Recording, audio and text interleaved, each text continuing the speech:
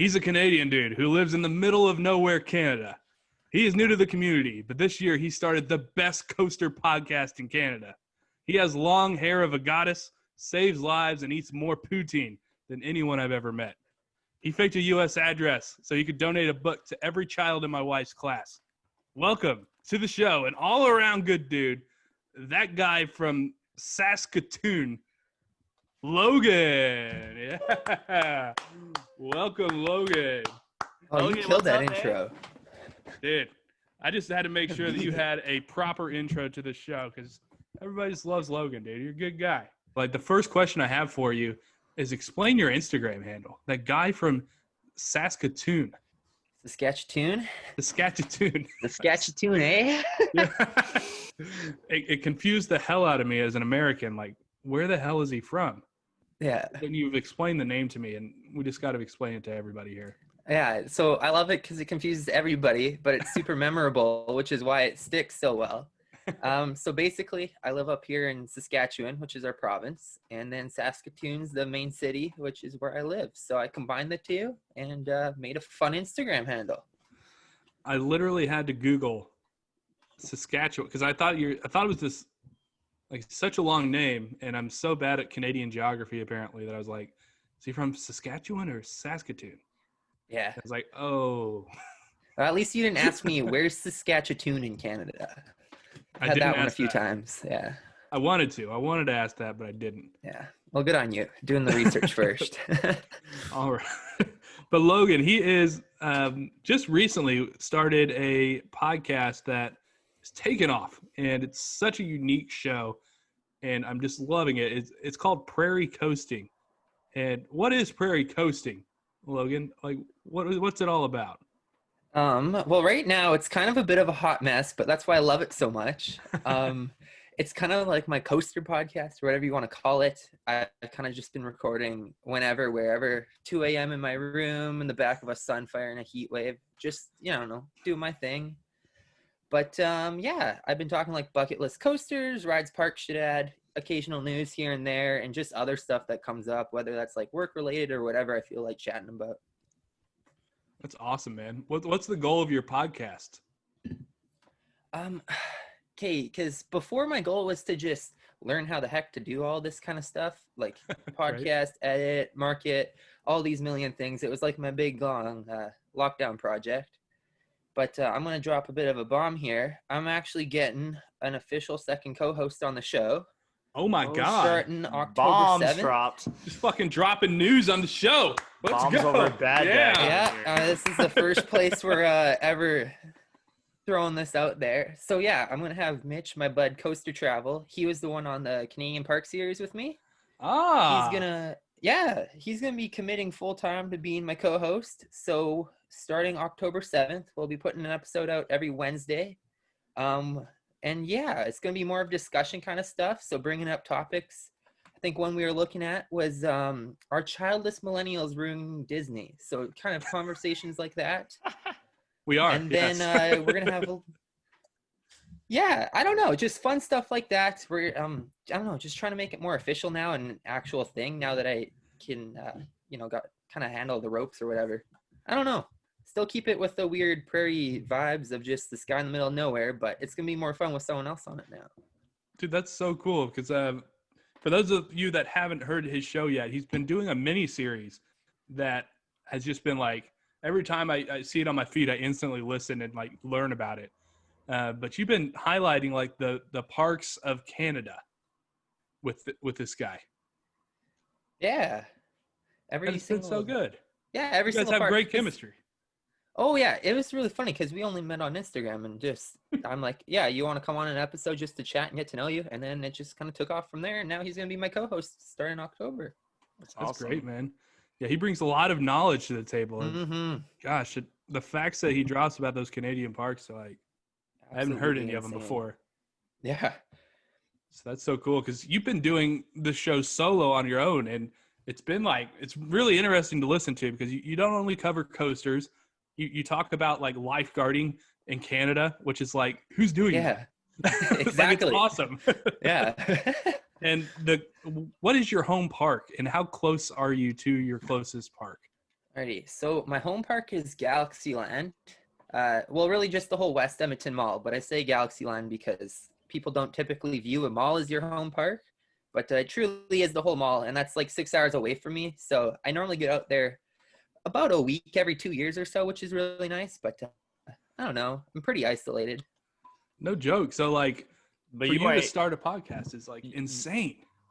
you weren't able to get up here this year, right? Because of COVID, unfortunately.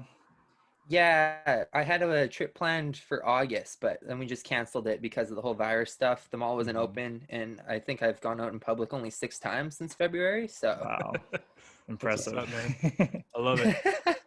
Dude, that's just amazing. Like for a guy to be 6 hours away from a home park and just be like, you know what, I'm gonna go ahead and start a coaster podcast and just see how it goes. Like it's such a unique thing. I don't think there's anybody in the US that lives 6 hours from a park and is doing a podcast yeah, I don't think so. or even rides Yeah. roller coasters. How did you even figure out about roller coasters in the first place? Well, I was in the good old Canadian superstore one day, wandering down the cereal aisle, and I picked up Cheerios because it was on the list, and inside it was Roller Coaster Tycoon 2 as like a little promotional disc. So Damn, I that's started awesome. playing that game, That's a great cereal box. right? I Learned need to move about to Six Canada. Flags. And yeah, it just kind of went from there. It's always been this weird hobby I had, but it was never really something until, the coronavirus happened. And then I'm like, yeah, I got no actual friends now because everything's shut down. Why not give online stuff a shot? Dude, I remember I got a bowl of Captain Crunch and Madden Hey. Madden 2020 was in there. It was nice. That's Oh, awesome. really? Yeah. That was a joke, Yeah. but that's Yeah, awesome. I was That's gonna such a say, crazy I was a story. The little other slow day, I picking got that some up. Cocoa Puffs, and it came with $1 million. It was just crazy. Cereal's really stepping their game up. Really Well, becoming actually- relevant again. I don't know. That was just the thing up here in the early 2000s. They had like Wheel of Fortune, Game of Life, just a bunch of little cheapy computer games. You know, the but- funny thing, I think I had all three of those like computer games. I had Roller Coaster Tycoon 2, and I had Wheel of Fortune. Yep. I had the Game of Life on the computer. Yep. Yeah, Man, the Embarrassing, man. memories. You know, yeah, all but those. it never came in cereal boxes. So I gotta buy them. That's great. All right, So Logan, what's your coaster count at? How many coasters have you been on? Oh, I don't think I've ever actually tallied it up, but if I had to guess, probably in the 30s. Okay, that's what's up. Yeah. I mean, Yeah. I've been down to LA like a decade ago, so I got to Magic Mountains and Knott's, which really helped boost that up. But Yeah, those are especially in Magic Mountain. That's a big park. So so many coasters there, man. fun. So parks. how long have you considered yourself like in the community? I'd say probably a year. Like I've been following it for probably 6 or 7 years now, like listening to podcasts and YouTube and whatnot. But I always kind of had the mindset of I'm not hopping on social media until I'm done high school or at least halfway through senior year because teenage angst is quite the drug. So kind of stayed off. But then, yeah, once I went to uni, I kind of transitioned into it. And it's been fun getting to know lots of awesome people. Were you like a punk ass in high school or something? Not really. I was just really awkward. Like I was a cool, legit dude, but I don't know. I had my weird quirks and yeah, still do. I mean, Theme I feel park- like we all kind of do in this community, which is why it's so much fun. Theme park stud was fly as shit in high school. no, I wasn't. I was a little timid, shy kid back in high school. What's your favorite thing about your podcast right now? Well, it's definitely been making those Canadian park episodes. Just been so much fun actually learning the history of all these parks up here in Canada and like just dropping all these tidbits here and there and just kind of representing them because there hasn't been much like representation of these parks out there. So I don't know. It's been fun to try and get people to know them a bit more. Dude, it's true. It's like every time you get on it and check out like YouTube videos or whatever, like they talk about Canada's Wonderland. You might have an occasional LaRonde. That's about it. Like, I mean, if- full disclosure, when we were talking about this episode, Costa Bros like, "Hey, we're gonna rank our top 5 theme parks," and my response was, "Do they even have 5 theme parks?" So in Canada, so and That's he's like, great. "Yes, they got plenty." And then we switched it to roller coasters because I've only been to one in Canada. I already knew of another one, La Ronda, but I was like, LaRonda. I probably totally said that wrong too. But Yeah, you did. It's okay yeah. though. It's like LaRon. La Ronde. It's the La Ronde. Yes. La Ronde. Sorry. You have to say it with like a rumble in your voice. La Ronde. Yeah. I learned that directly from a manager at La Ronde, so I feel like I say it right, but I probably don't. my American ass. La Ronda. La Ronda. You know, Rhonda down the street. God. Oh man. All right, so you've been in this community for like a year. Yeah. And what is like your favorite and your least favorite thing about the coaster community so far? I like finding out people's interests outside of coasters too, because it's fun to like get to know people on a personal level.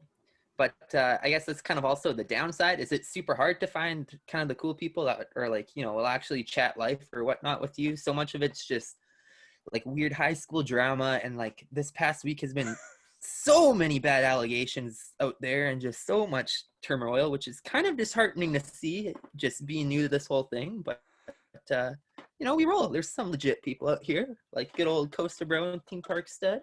That's right. All right, Logan, what do you look for in a coaster? What are your like? I look for something that is just like purely fun.